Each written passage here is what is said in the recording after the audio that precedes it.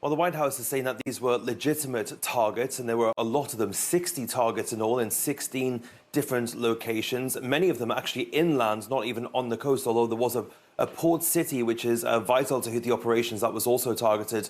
The White House is saying that they targeted missile, radar and UAV capabilities of the Houthis, with John Kirby from the National Security Council saying that the targets went right at the Houthi ability to store, launch and guide the missiles and drones that they've been firing at vessels over the last couple of weeks. A senior administration official that we spoke to told us that these strikes took place from the air, also from sea and also from subsurface. So submarines were also included in these strikes, as well as ships and fighter jets as well. It was a combined force of the US Navy, the US Air Force and the Royal Air Force as well, with other support coming from various other nations as well. The Houthis say that 5 people were killed from these airstrikes and that around 6 others were wounded, and they avowed retaliation. A spokesperson said that the strikes would, quote, not go unanswered or unpunished.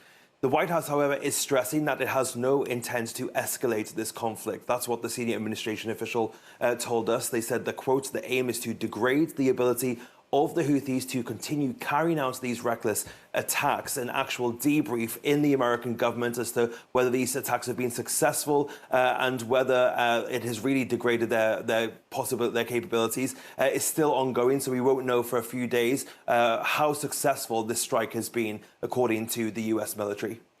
Fraser, there have been fears that since the conflict between Israel and Hamas broke out, of the risk of this widening or spreading. But how are the United States, for its part, justifying trying to contain this conflict by carrying out those strikes?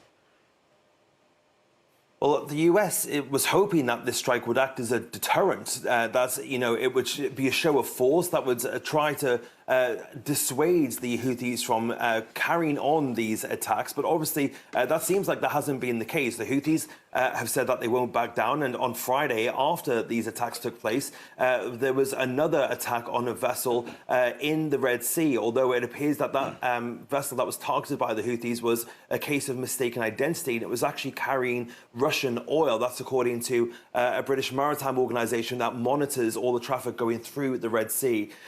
The President of the United States, Joe Biden, has said, quote, I will not hesitate to direct further measures to protect our people and the free flow of international commerce as necessary. But his actions haven't gone down well with some of the people, even here in Washington, on his own side. Some of the more progressive members of Congress are upset that he didn't get authorization from Congress. It should be noted that he did inform Congress that these these strikes were going to happen. But people in Congress are worried that this will lead to an escalation. And of course, that is another worry of people in the region as well, including neighbors such as Saudi Arabia and the United Arab Emirates as well.